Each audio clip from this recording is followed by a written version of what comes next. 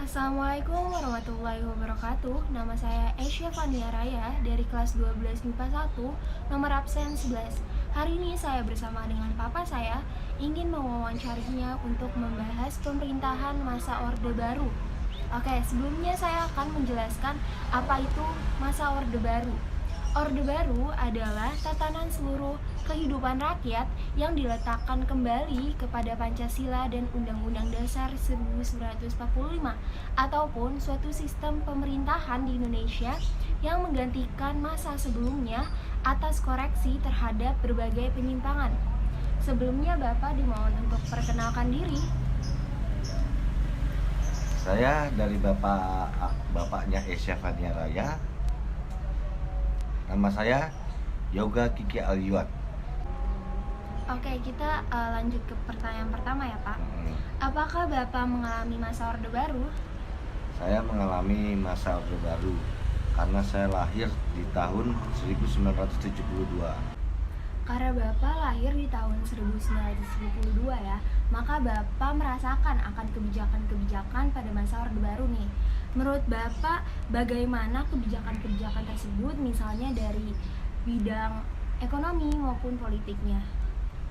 Dalam bidang ekonomi yang mengharuskan masalah perbaikan ekonomi rakyat di atas segala soal-soal nasional yang lain, termasuk politik berdasarkan aturan MPRS.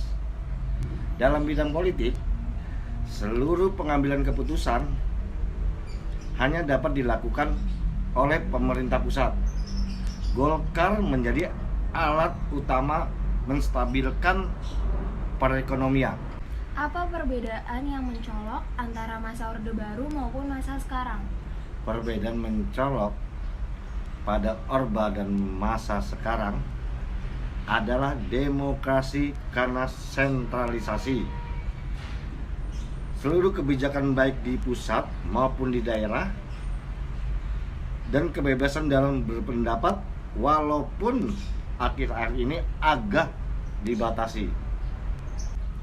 Apa saja pemerataan pada saat masa Orde Baru? Pemerataan dalam kesempatan berpendidikan, pembangunan, pembagian pendapatan dan kesempatan kerja. Oke, kan Bapak tahu ya ada yang namanya P4 pada masa saat itu. Menurut Bapak nih, manfaat P4 pada masa sekarang tuh apa?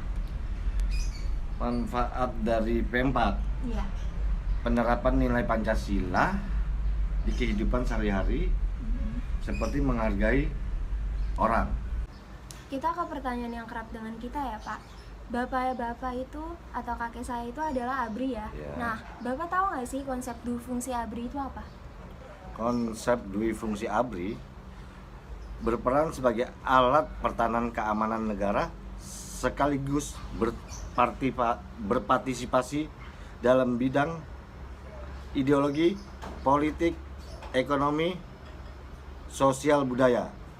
Kita ke pertanyaan terakhir ya Pak. Menurut Bapak kelebihan dan kekurangan dari masa Orde Baru apa? Kelebihan Orde Baru berhasil merencanakan program keluarga berencana, meningkatkan jumlah masyarakat yang bisa membaca dan menulis, kebutuhan rakyat, sandang, pangan, papan tercukupi,